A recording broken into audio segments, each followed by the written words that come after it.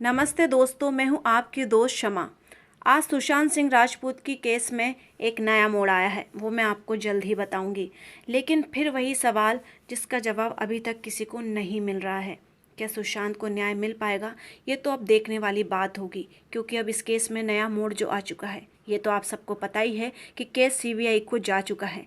लेकिन जो नया मोड़ आया है वो ये है कि सीबीआई ने एफआईआर फ्रेश तरीके से दाखिल की है और इसके लिए एसआईटी भी बना ली है।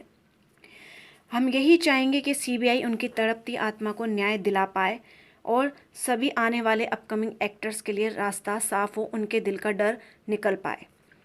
क्या उनकी फैमिली का दुख कभी कम हो पाएगा? ये तो आने वाला वक्त ही बताएगा। ये सारे सवाल हैं जिनका कोई जवाब अभी तक तो नहीं मिला है, लेकिन हमें इन सारे सवालों के जवाब हो सकता है आने वाले वक्त में मिल जाएं। हमें सीबीआई से पूरी उम्मीद है कि वो इसका फेयर इन्वेस्टिगेशन करेगी और सुशांत को न्याय दिलाएगी और हमारी मेहनत को सफल बनाएगी।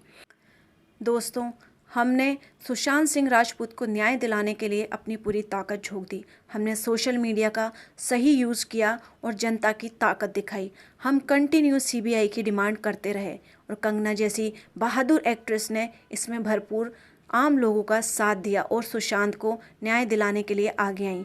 उसके बाद एंट्री होती है सुब्रमण्यम स्वामी की। उन्होंने हमारी ताकत को और बढ़ा दिया और हमारे लिए एक होप को ज़िंदा रखा और उन्होंने भरसक प्रयास किए कि इस केस में सीबीआई की एंट्री हो। उन्होंने कई सवाल उठाए बॉलीवुड माफियाओं के ऊपर।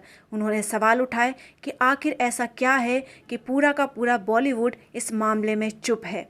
सिर्फ सिवाय एक दो लोगों को छोड़कर कोई भी बोलने को तैयार नहीं है। तो इसलिए शक और गहराता गया और स्वामी जी ने इस केस में अपनी आवाज़ को बुलंद किया।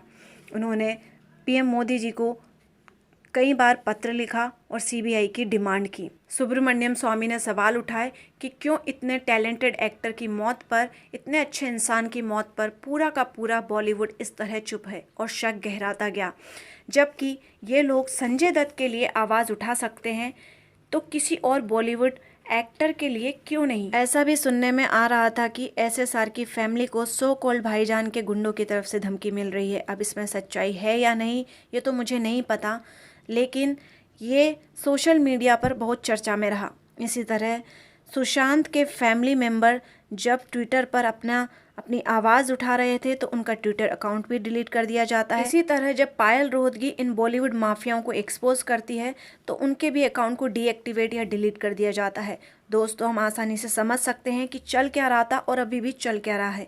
इस देश में खुलेआम कोई भी किसी को कैसे भी हार्म कर सकता है, किसी के भी साथ कुछ भी कर सकता है। देश तो हमारा आज़ाद हो चुका है, लेकिन ऐसे देश के दुश्मनों से हम अभी भी आज़ाद नहीं हुए हैं जिन्होंने मानवता को बार बार शर्मसार किया है।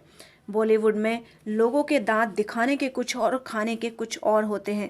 यहाँ आपको सब कुछ नकली ही नज़र आएगा, चाहे वो रिश्ते हों या चमक धमक या शोहरत। कई बार हमें इनकी कुछ फिल्में देखकर ऐसा लगता है कि वाह क्या इंस्पिरेशन है, लेकिन क्या ये लोग खुद कभी अपनी फिल्मों से कुछ सीखते हैं, उस पर अमल करते हैं?